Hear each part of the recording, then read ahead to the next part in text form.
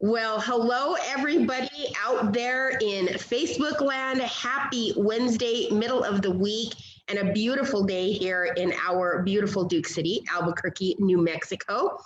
So today is, for us, it's a little sad because we become a family over the last month, but it is the last in our series of our Trade Builds New Mexico series with our partners with the Libra Initiative and Americans for Prosperity. We are really excited. We have a great panel for you guys today. And so before we get started, I just want to say for those of you that are just tuning in, and we're going to give you a few minutes to tune in. For those of you that are just tuning in and you're wondering what's going on, well, we are going to be summing up the whole month that we've had on trade and the different topics that we've talked about and the important information we want to make sure that you guys have in case you have questions or you're interested in maybe elevating or expanding your business into a new area that would include some international trade, some import, some export, and we're here to answer those questions and help you through that. And so we have a great panel with us today. Now, if you've missed all of this, you can definitely go back to there's two websites you can go to. There's going to be the chamber, the Hispano Chamber page, which is www.ahcnm.org. You can click on the COVID link up top and drop down to the Libra Initiative webinars. And in there, you can find all of the videos that we've done on the trade topics this month, which we're going to touch on today. You can watch every single one of them at your leisure. They're also posted on our social media as well. And then in a little bit, we're going to hear from Ruben, who's going to tell us where else you need to go to get all the information about trade in New Mexico and growing your business. So to get started, we're going to do some introductions on this great panel that we have today. And so I'm just going to kind of start the way that everybody is on my screen and go around. So we are excited today to be joined by Mr. Randy Trask, who is a new father. Congratulations, Randy. And tell us a little bit about you and about the New Mexico Trade Alliance. Sure, thank you so much. I feel bad that I wasn't able to participate in all the other seminars. They look like they were fantastic, covering lots of different great areas. So congratulations to everybody. The New Mexico Trade Alliance is a nonprofit organization, 501c6 located in Albuquerque. We partner with the city of Albuquerque and Bernalillo County to provide international trade consulting services. Mostly focused on export assistance. Some of those services we offer directly, but a lot of it is us serving as kind of a dot connector or a one-stop shop to get folks to the right resources, whether it be U.S. Department of Commerce or WUSADA, the Western United States Trade Agricultural Association, funds through the SBA STEP grant. So pretty much anything from what kind of resources are available to me as an exporter to I have a problem, I've got a container stuck at a port, I don't know how to fill out my commercial invoice for a shipment, how do I hand carry something to a customer abroad? We help answer all those questions. Thank you, Randy, and we're gonna talk to you a bit today because unfortunately you did have to miss out a little bit this month, but we appreciate your expertise in our community. So speaking of expertise, Burley, you are next. All right, thanks, Shannon, and thanks again for having us. We're very pleased to sponsor this, and we appreciate you guys hosting us this month. We've had a ton of fun. It's been a lot of fun talking about trade, the importance to New Mexico. My name is Burley Kane. I'm the state director for Americans for Prosperity.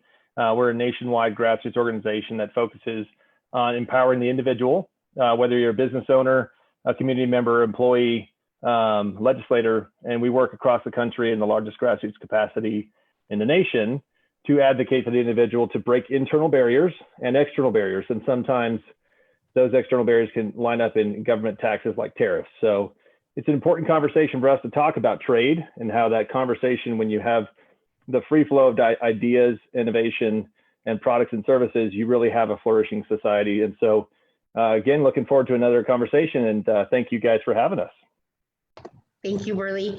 I'm going to move right over to our other sponsor for the month, Mr. Ruben Guajardo with the Libra Initiative. Hey, Shannon, thank you so much. First, I want to say thank you specifically to you and to Ernie And to everyone over there at the Hispano Chamber of Commerce, thank you for letting us participate and partner with you on this effort. And in this initiative, the Trade Builds New Mexico, I feel like it was a long time coming and really necessary conversation for us to have in this state.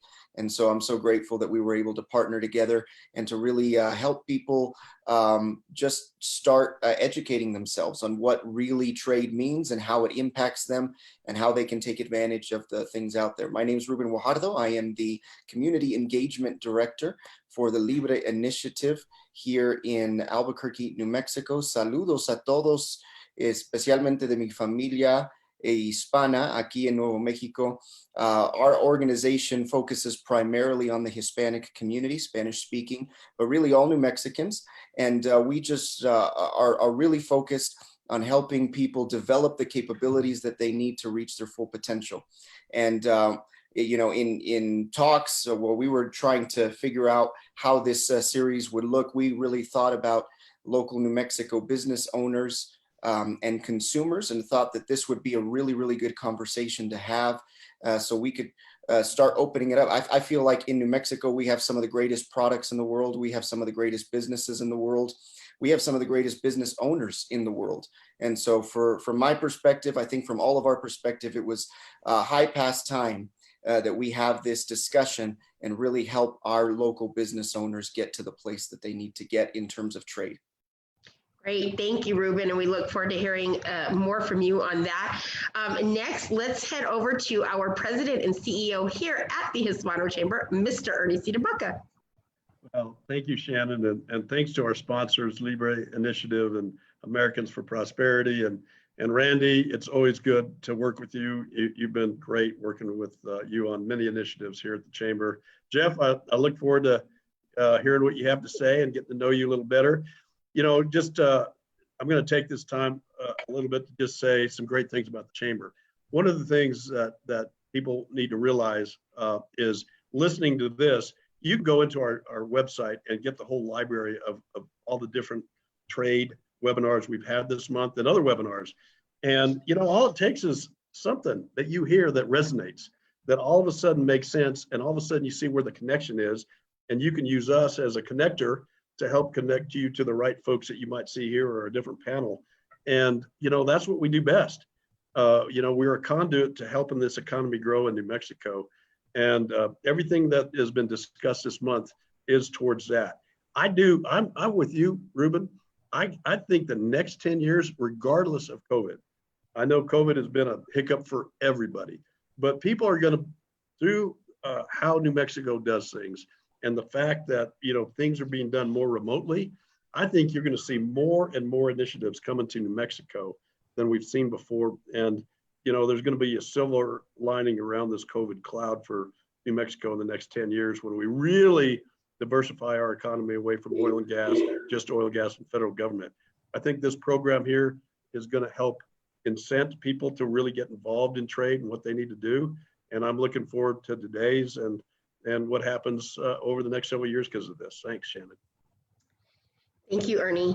And so I have a fantastic relationship with everybody on this panel, and I've had a great time getting to know Burley better and Ruben better this month. And I've worked with, obviously, Ernie and Randy for a long time, but I have a great long-time friendship with Secretary Whitty. I'm so excited to have you with us today. We go way back and have had many projects that we worked on over the years. So it is an honor to have you. Please introduce yourself, tell us all about what you guys are doing, and kick us off.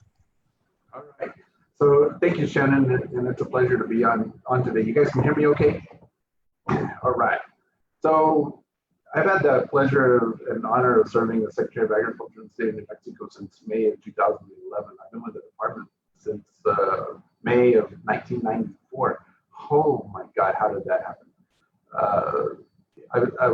I came into the department as the deputy back in those days, and you know, here we are today. And so we're a department that really is a producer and consumer services agency. We regulate a lot of agriculture, a lot of the weights and measures programs, pesticides, BT fertilizer, dairies, and whatnot. But we also have a pretty strong marketing development program of which international trade is part of that.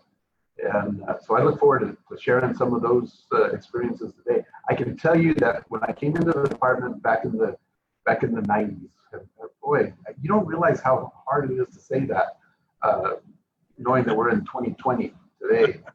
But trade was not, New Mexico wasn't a trade-centric state. That wasn't something that we were doing a lot of. We kind of toyed around with it. And there used to be a lot of discussions that New Mexico was not ready for the international world. That has changed. And Randy's talked about some of his programs, but there's a lot of great programs that can help our small and medium-sized businesses. The large folks can take care of it too, but the small and medium-sized businesses have an opportunity to get into the international trade arena, and it can make a difference. And I'll just point to pecans as one example. We used to not trade a lot of pecans. We broke into the Chinese market. Pecan production skyrocketed, and in fact, now New Mexico is the #1 state in the nation. Is it because of our domestic sales? That helped. Totally because of international trade. So we can talk a little bit about that. Well, we're excited to hear more about those stories from you. We know that your department has worked with so many different industries inside of that department, agriculture. And so we definitely want to hear from some of those. But to kick us off, over the past month, we have always done this really great graphic to really explain how a trade works and in everyday products. This is really great for business owners that are not sure, consumers that don't understand how they affect the economy and trade. And so today we are changing from a burger to a taco. And so if we could pull up the graphic, we would love for everybody out there watching to understand the importance of how we all affect trade in the economy. And I'm going to turn it over to Burley to kind of walk us through Taco Tuesday on a Wednesday here on our webinar today. So Burley, take it away. Well, thanks, Shannon, again. And as a native son of New Mexico, I have a fondness for tacos.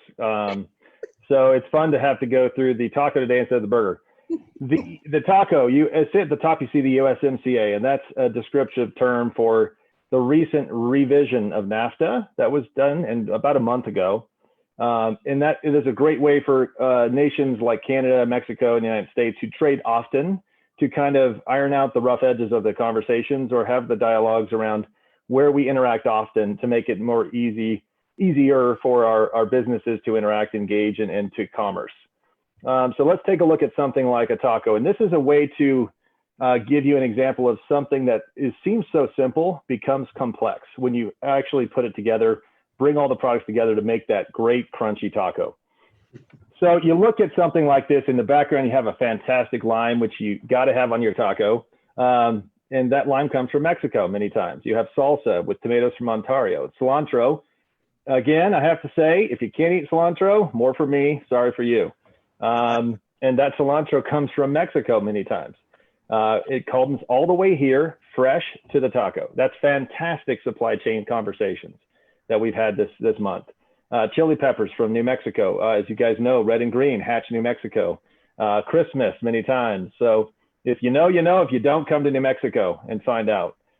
Cheese from Wisconsin. Got to have that great conversation about the Packers, but we'll have it for another day. The lettuce from Mexico. Many times you have to find the place that you have comparative advantages. The place that grows the chili the best. Hatch has chili. It's flourished. It's an international product for us in the state, and they do it there because it's a fantastic growing environment for chili. They've developed a cultural conversation around chili. They have an environment that really speaks to chili being grown there well.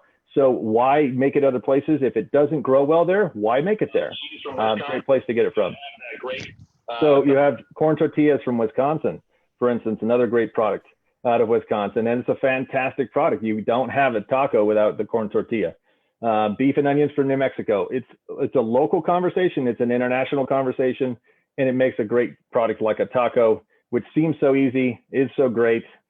Go out and have some today. But when you're having those tacos, know that it takes international trade. It takes a real effort by those producers to make that, and there's a lot of thought and dialogue that goes into it.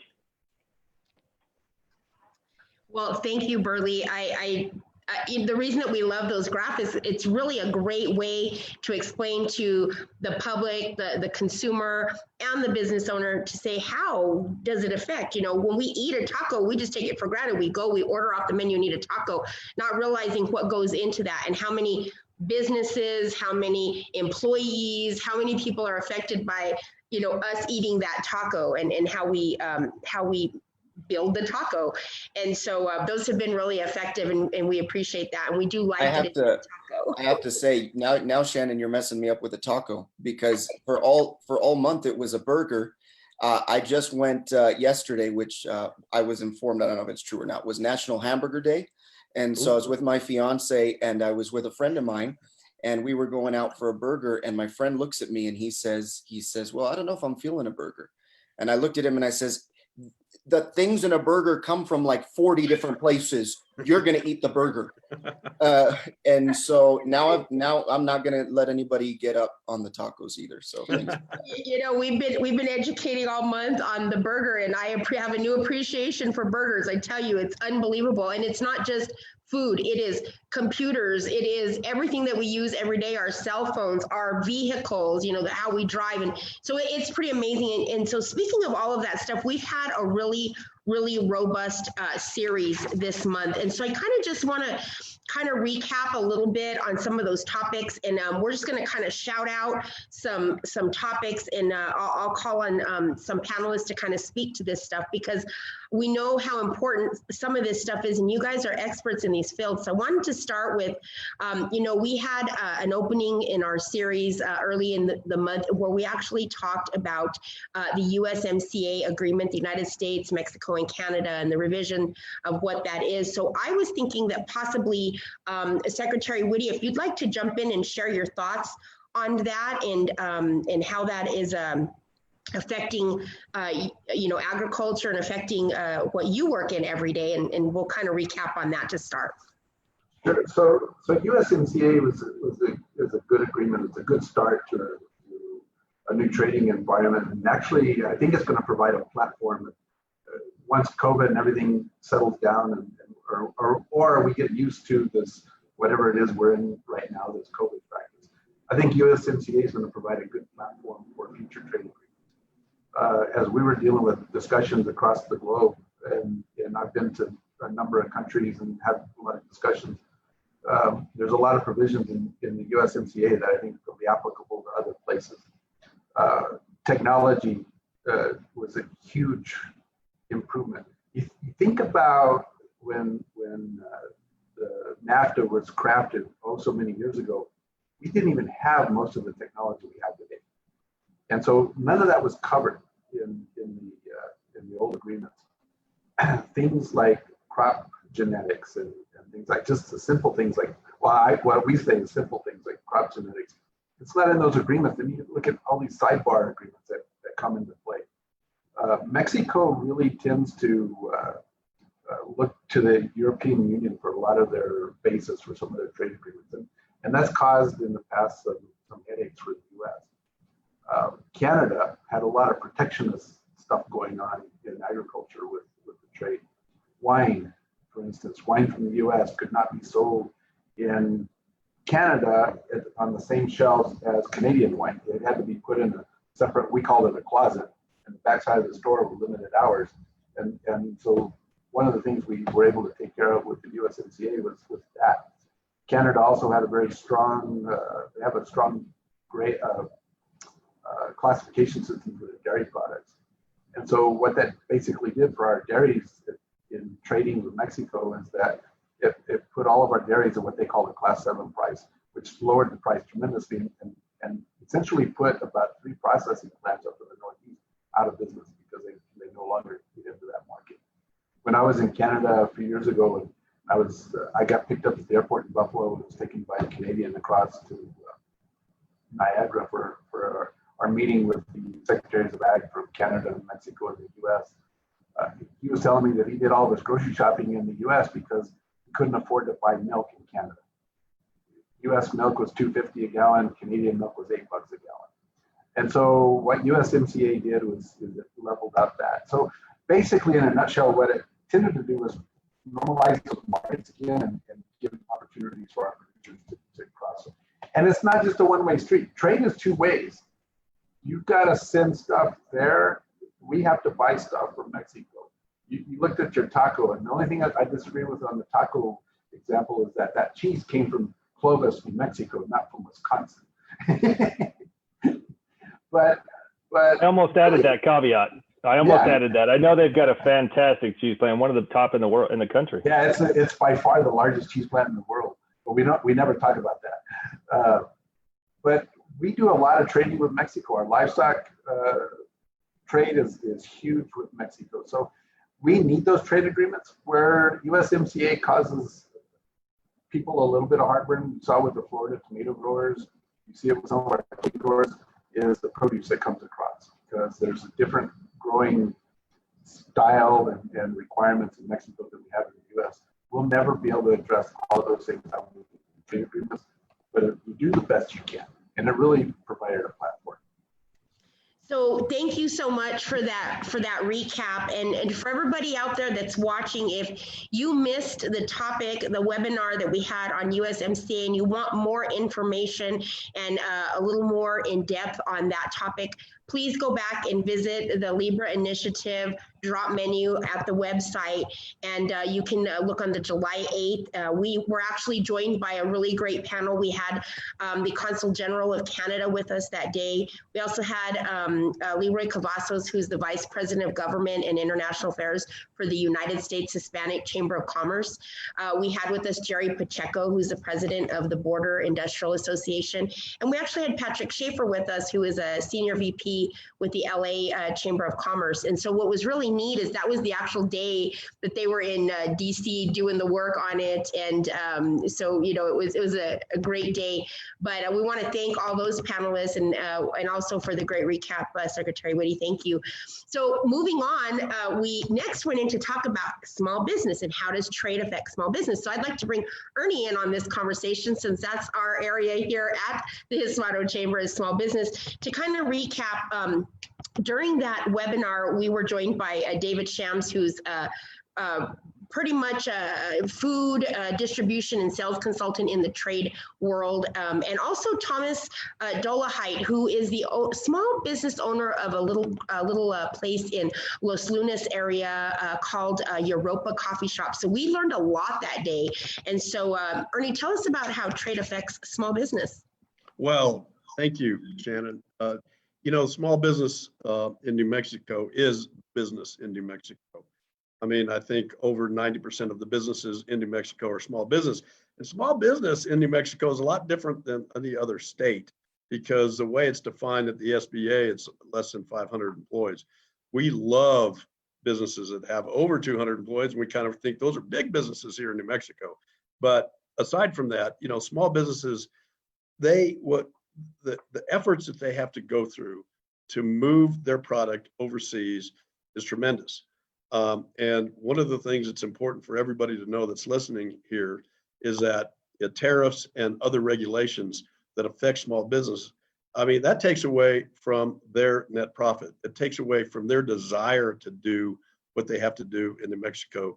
I know of a company, I became very close to a company called Sombra.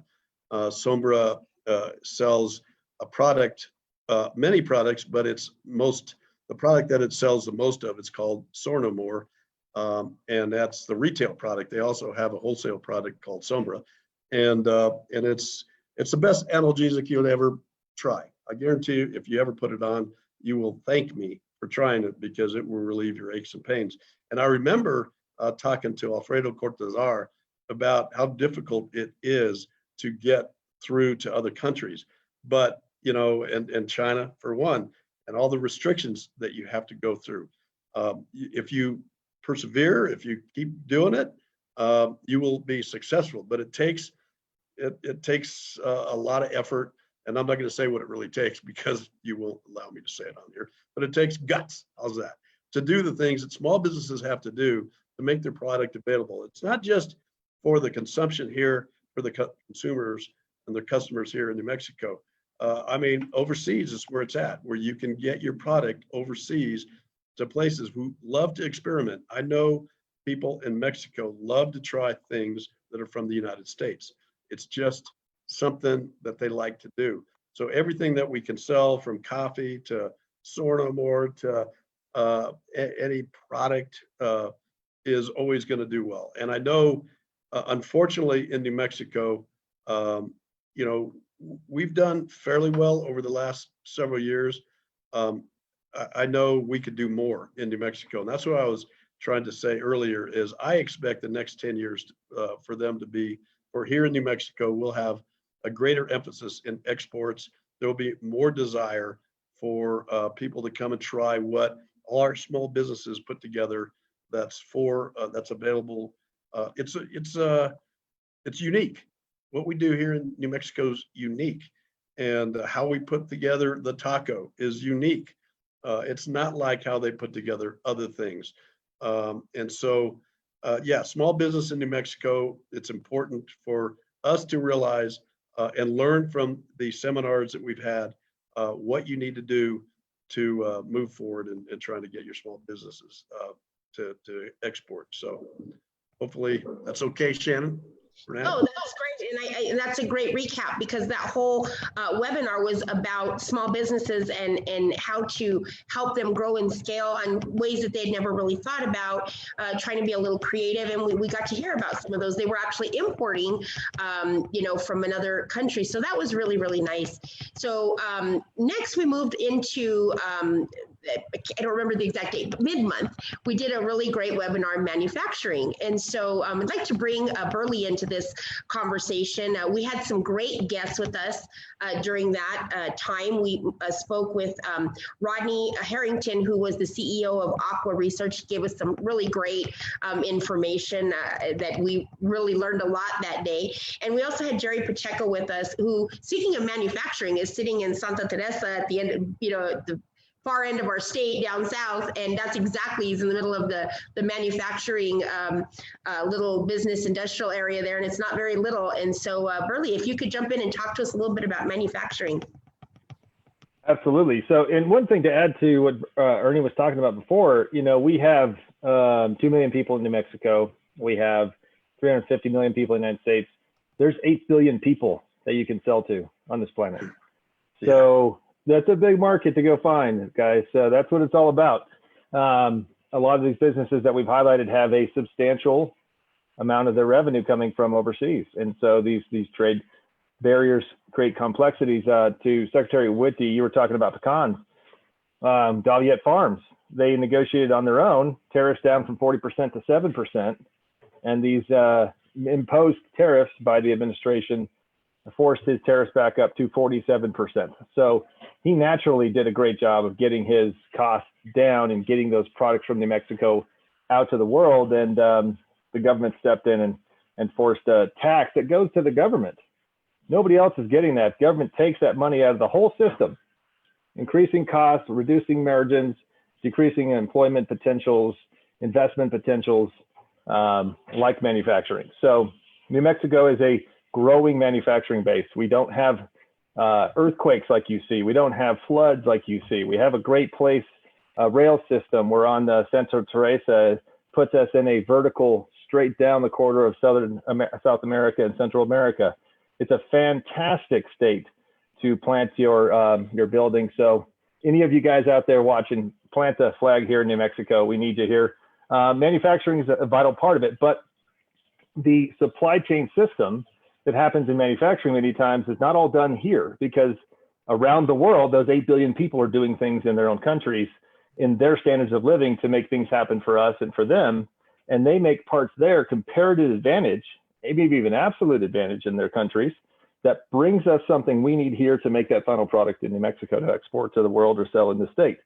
And that's raising our standards of living by having that product or having that job here in the manufacturing plant, or an ancillary job in a different building for a different company that supports that manufacturing plant across the street.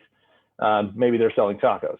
So it's a great thing for all of us to have this flourishing system. Manufacturing is a vital part. Specifically, when you look at the things we have with the national labs, we have a lot of businesses that come through. Those ideas flourish in the state, and we need to do a better job ever more of giving our system the ability to hold those companies, when they start the manufacturing here, we had a glider that was bought by Google just outside the East Mountains. They had a great product and they built a system that Google loved, that they bought it. But Google took it back into California because we got to work on those barriers here in the States. So just the small pieces like that, the tariffs are another barrier. Obviously a complex one because the state can't change that, only the administration. So manufacturing is a vital component in this entire system. With manufacturing, you get the products and services that reduce cost, more innovation, and that gives you the opportunity to take that money and invest in other places to buy more for your family, for your business, and have more options, innovation, and choice as a consumer.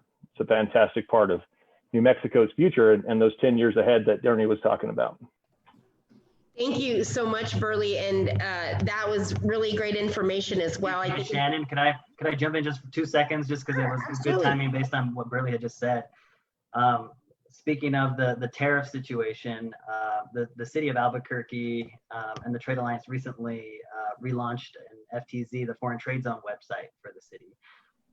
And because of these shifts in supply chains, because of COVID, and because of tariff tensions that we've had with China and other places, foreign trade zones never been more important in the U.S. And as foreign companies are looking to invest here now, and American companies are looking to reshore, offsetting some of those tariffs through a foreign trade zone is really important.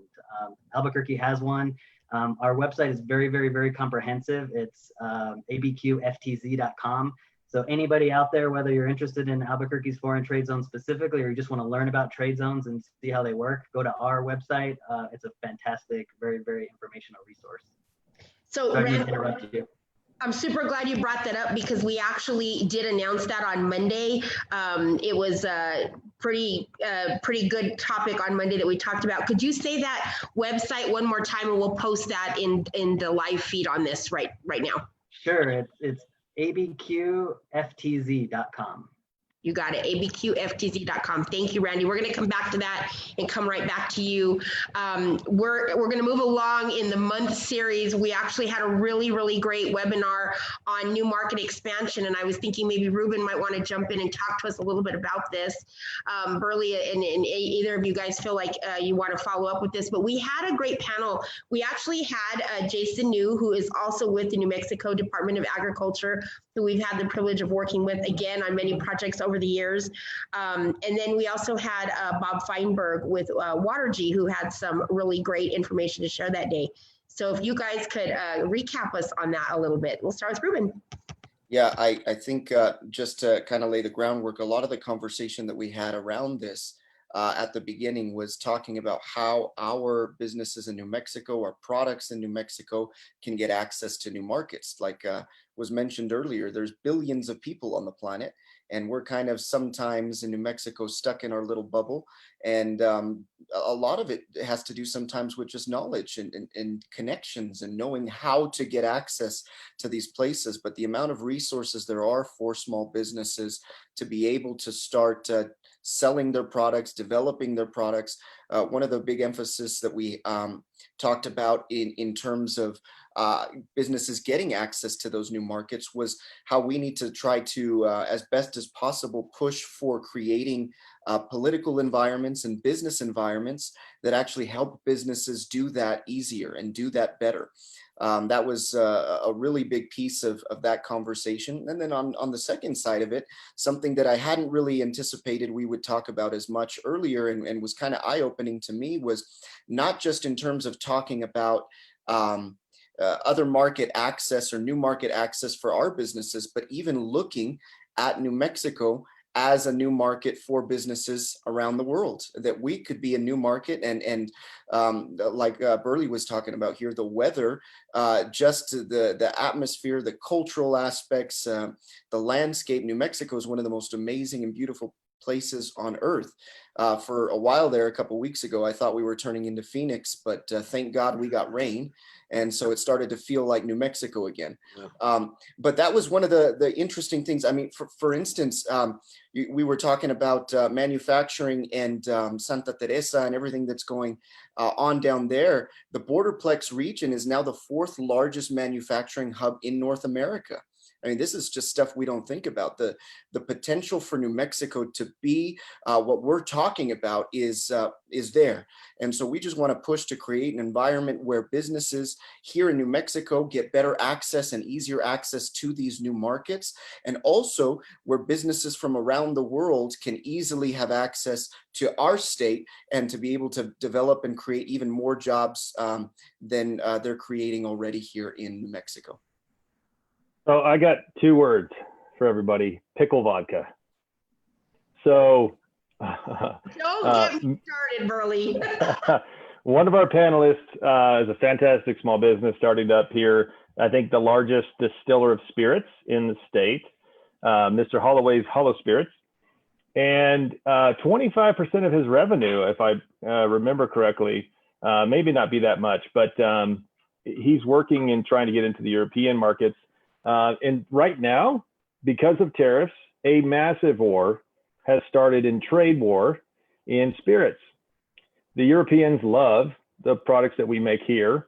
I've tried to get him. I'm going to see if he'll make a green chili scotch. I'm a scotch drinker as a Scot man, but I don't know if that's going to work out. But I'd love to try it. But you have to think about those things that happen and those opportunities out there. These companies have 25% of the revenue in those countries, and there's a real sustainable opportunity for them to grow the business in New Mexico by reaching out to those countries around the world. And so those new markets are where companies sometimes have the ability to grow. Maybe New Mexico can't support a business of this size, but if you're able to sell around the world, you can grow to a size that's larger than anything you can do just being in the market of New Mexico. So those new markets are vital for our state to grow outside of this size and capacity that we may have traditionally thought of. So Can I chime in a little bit, Shannon? yes, please do. So your point, when you've got a business that's got 25% of the market overseas or any place else other than New Mexico, that's new money to the state. That's new money that's coming in that can create jobs and growth. We've had inbound trade missions that we brought people from the EU, from Asia, from Mexico, from wherever. And I want all the businesses out there to understand this. People like our stuff. Cannot emphasize that enough. We had an inbound trade mission on spirits, and one of the master brewers from Mexico told us Mexico has very few master brewers. I think Shannon was a part of that trade mission. We love the spirit trade missions, by the way, for many reasons. But the master brewer told us he had tasted the best beer, bar none, that he'd ever had in the whole world, right in Albuquerque, downtown Albuquerque. Wow, what was it? What's that? It was. Can we say who it was? I know Please. who it was there. It was Monks. Monk Brewery. Oh, wow. I used to go there. And they wanted to place an order. They would have bought every month about 1.5 times the annual production of that facility. So what that told us was there's opportunity for growth. And we've got, you've got other businesses that have been overseas. We were in a trade show in Japan on the USDA trade mission, and we had Albuquerque companies at the trade mission. There's demand out there across the world for our good products, and we have a lot to be proud of in this state.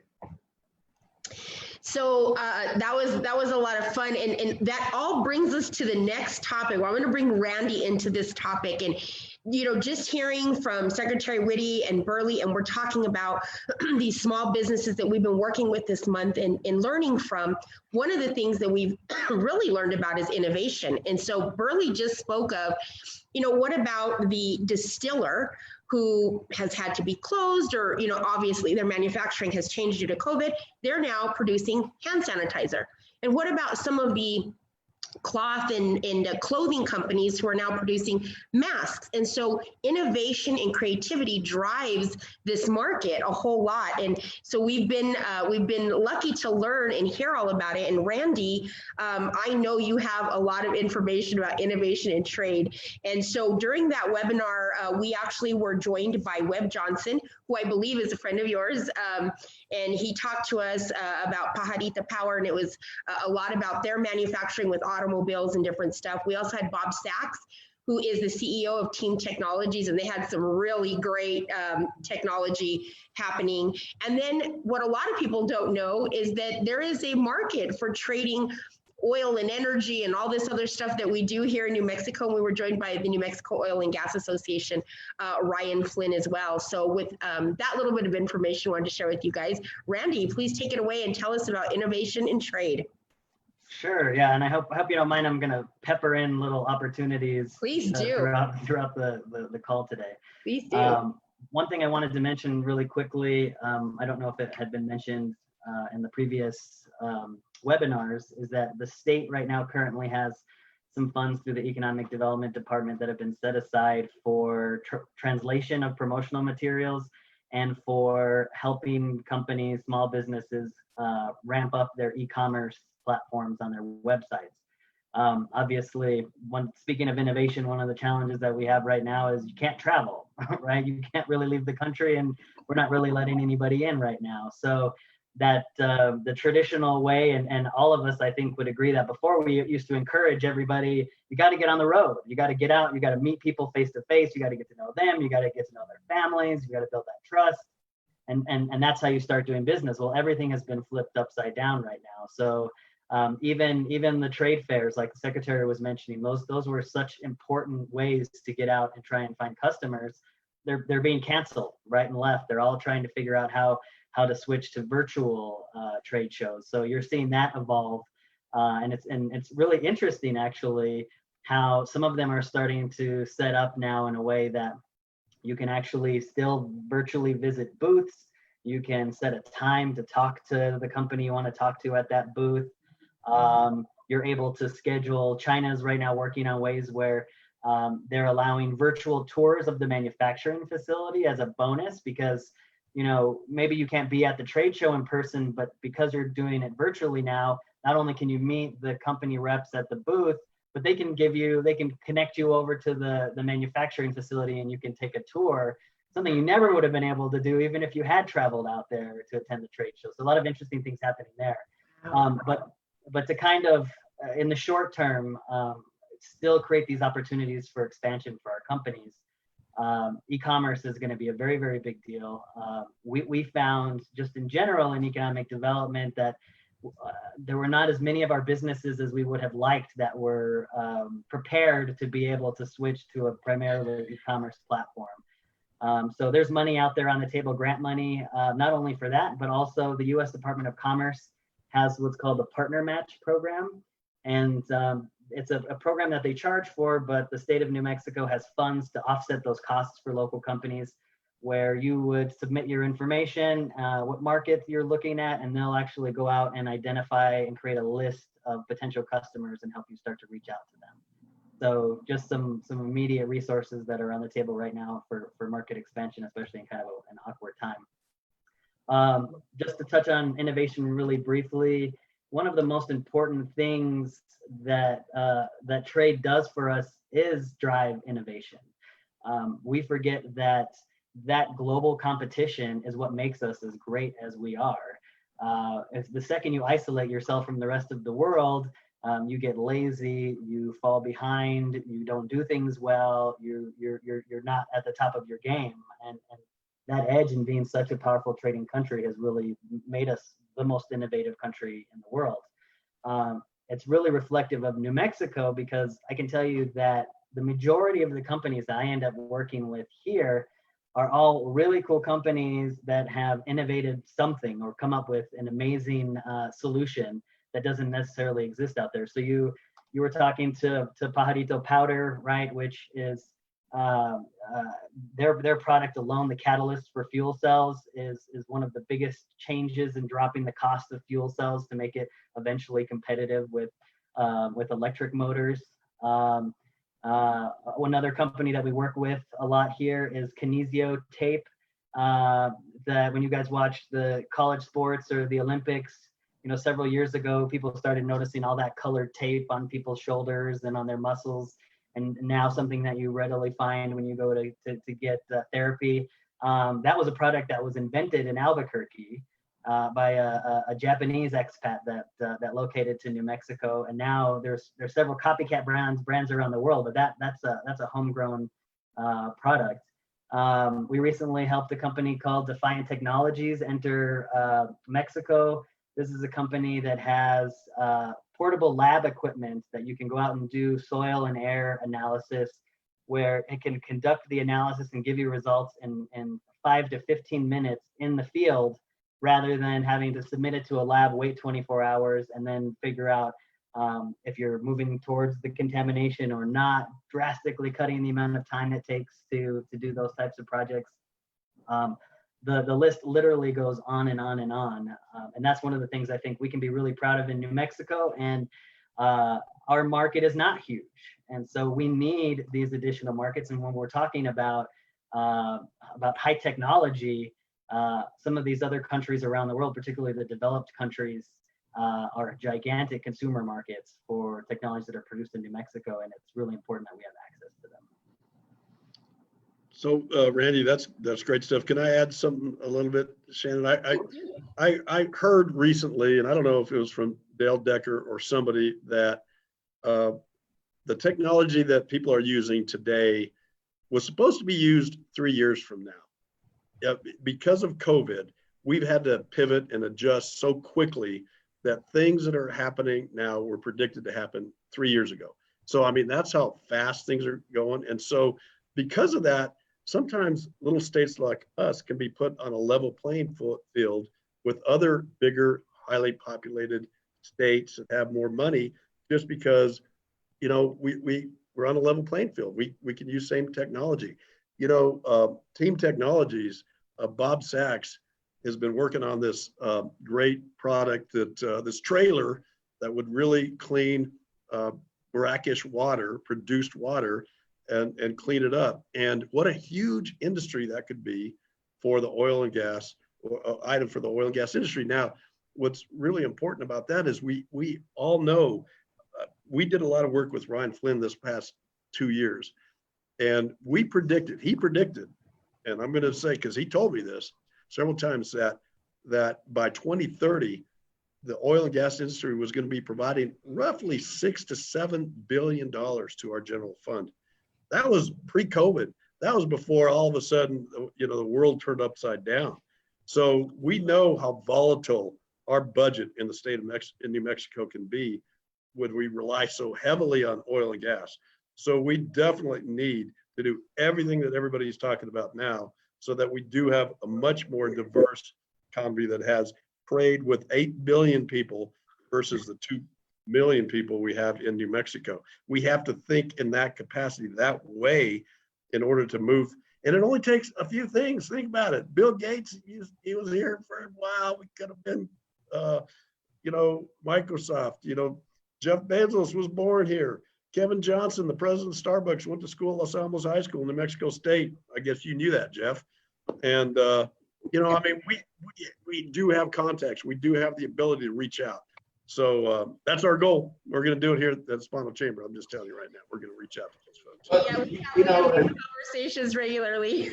This is their notice right now. They got to be watching this seminar, this webinar right now. They got to be. You know, one thing that COVID has taught us, and it's kind of renewed, is that there is a great opportunity for a state like New Mexico. Not everybody has to live in New York City, Washington, D.C., LA, these population centers of the past. You can remote work from just about anywhere. And as long as we get our broadband and whatever, I don't know, today it's broadband, but tomorrow it's going to be just connectivity. I don't even know how that's going to work. But we won't be connected to anything. We'll just be always on. But when that happens, a state like New Mexico can really attract a lot of stuff. We got quality of living. We got a lot of good stuff. And when you get that kind of influx of potential capital coming in, people spending money, these small New Mexico companies, the small and medium, I call them small and medium. You know, in the grand scheme of things of the world, we're all small in the state, but man, we've got some we are so many opportunities that are. So, well, I want to second everything that you said. That is true. We do have, you know, incredible landscape, incredible weather. We have space. We have, good price points. We have the beautiful blue skies. We have great culture. And so this is like a big old commercial for come to New Mexico, bring your business and your manufacturing plant here, but it's true. It's absolutely true what everybody's saying. So in the spirit of starting to wind down, there's some other topics we didn't cover, but again, guys, you can find all of this information on the website. Want to hop over to Ruben for a few minutes. Talk to us a little bit about Trade Builds New Mexico, where we can find this information. Anybody watching can access more info. Yeah, kind of as a segue, as Ernie was talking, I was just thinking about how much work we have to do in New Mexico. Think still of all of the billions, not millions, billions of people who have still never tasted green chili. It's tragic to me. And so we have a ton of work to do. This has been an amazing series that we've been able to put together. Thank you again, Shannon and Ernie, Jeff and Randy. So good to meet you guys. And we look forward to working together in the future as well. This is a conversation that the Libre Initiative, Americans for Prosperity, the Hispano Chamber is going to continue. This doesn't really just stop here. This webinar series was something we put together to really just start the conversation and get the ball rolling. But we've been able already to partner with some great businesses to start producing some video vignettes that we've been working on.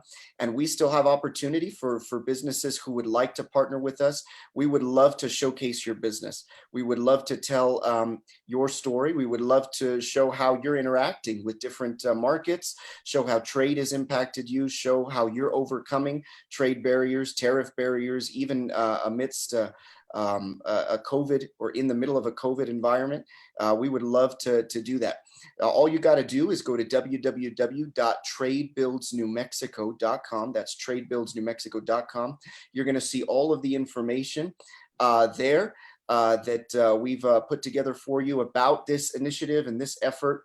We also are planning another trade webinar that's going to be a little more focused, and we're going to be doing this for a whole year because, like I said, we don't want this conversation to end.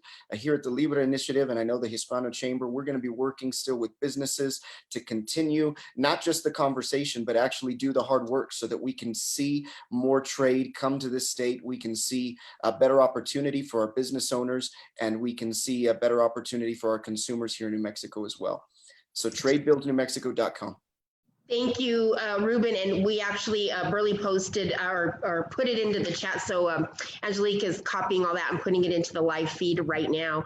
Thank you so much, Ruben. I want to kind of start closing up, recapping. If everybody could just take a minute, we'll go around, close us up with the best information you can leave us on trade and the importance of trade. We are, our goal is to get this out to small businesses across New Mexico and get them to realize there's probably opportunity within their business that they've just not explored. And that is really the purpose of this. I kind of want to go around. I want to start with Ernie, since you're on my right side right here. If you could just do your 1 minute pitch and help us start closing up. I think anybody who is a small business owner should just think about what the market really is. The market isn't New Mexico. It's not just 2 million people. It's like Burley said, it's 8 billion people. It's how we get them to try whatever product we have and to think that way. Like I said, I know somebody who used to take a shower with a hose that now has 33 homes and 13 unbelievable cars. And if you persevere and you believe in your product, you can get that out and you can bring prosperity to your employees, to you, and to New Mexico. Thank you, Ernie. Ruben. Again, and I will echo what Ernie said. We have some of the best products in the entire world, and so it's a matter of getting access to the right information, believing in yourself, believing in what it is that you do, believing in what it is that you produce, and that's the goal for all of us, is to see New Mexicans and New Mexico business owners become as prosperous as we know they can be. And so we're going to be doing all of the work that is necessary to help. And I want to mention mention again, contact us for whatever it is that you need, whether it's here at the Libre Initiative or over at AFP or the Hispano Chamber. That's why we exist. That's what we're here to do. And so we want to make sure that you have access to us in every way possible that we can serve you. Please let us know. We want to see you become all you can be. Thank you, Ruben. Burley. Oh, thanks, Shannon, and thanks, Ernie. We had a great time on the series. Thank you for hosting it, and thank you guys for joining us, Secretary Whitty and Randy. Congrats on your kid. I just had twins, so I'm in the same boat. It's a fantastic time to have twins. I am so excited that my kids are going to get to experience the next 100 years. I am more optimistic than ever about the future of this state. The opportunities that we see every day, the ability for those ideas to connect to the global community. We're talking about that 8 billion people who want to better their lives, every one of them. And so I encourage you guys to reach out to the resources here. The Hispano Chamber of Commerce is a fantastic organization to help you understand how to connect to those communities, to find solutions. We're here, our donors give us the resources we do to help you connect, break through those barriers internally, externally, as a business, in the community, through government. We have fantastic governance here in the state in some of our areas like agriculture for Secretary Whitty. If you guys have that area, connect to them. They have areas that we have with Randy and the work they do in developing businesses too. So there's a lot of resources. If you need something, let us know. If you have a business that is being impacted by trade, we're going to continue these conversations. We're going to create video vignettes. We're having those created right now professionally. We're going to put those around the state to make sure that everybody's aware of the ideas that flourish when you have those barriers break.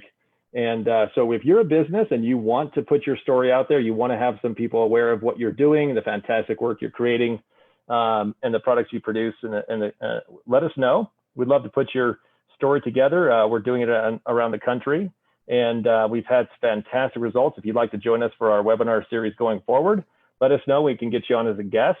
And we really appreciate the time you guys have spent with us on this webinar, and we look forward to talking to you guys in the future. Thank you so much, Burley. Randy.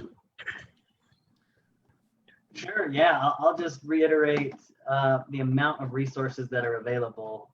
When you look at economic development in general and on all the types of business that's out there, I've never seen anything that's as heavily supported as trade and exporting, down to grant resources that are available that ordinarily you wouldn't find for other types of small business loans or things like that. But I would also encourage everybody to reach out and start networking with these resources up front, because you can learn a lot about what you need to do and what's out there and what not to do, so that you can get started on the right foot and be successful right off the bat. And all of us, Hispano Chamber, everyone here on the call, I think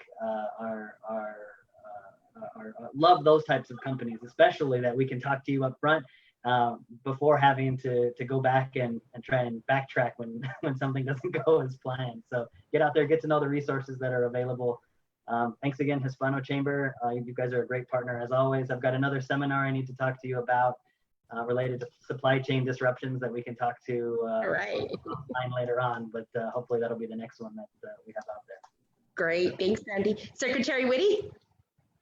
Thank you, Shannon. Thank you, Ernie. Thank you to the Hispano Chamber for hosting this series.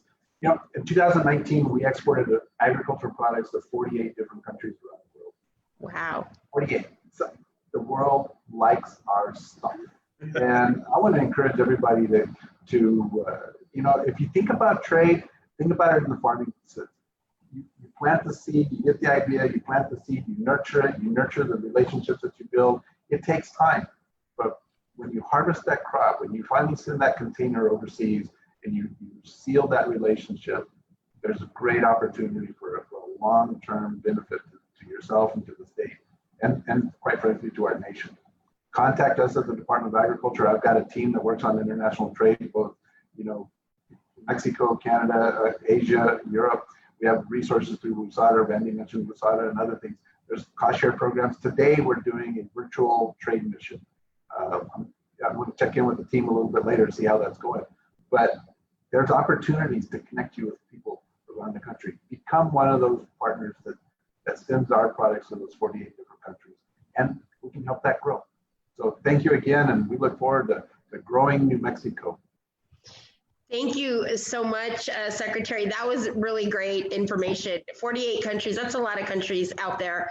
Guys, that's half the countries in the world plus. So I think this series is about that. It was about sharing with you that information that you may not know, finding those little tidbits and figuring out what do you have as a business owner that could possibly be expanded upon, and not knowing that there's resources out there. So we're going to be reaching out to the panel after this series to get you a list of those resources put out there and their connection information, because they're going to be experts in this area and be able to help you. And before we close, I just want to jump on to what Ruben said.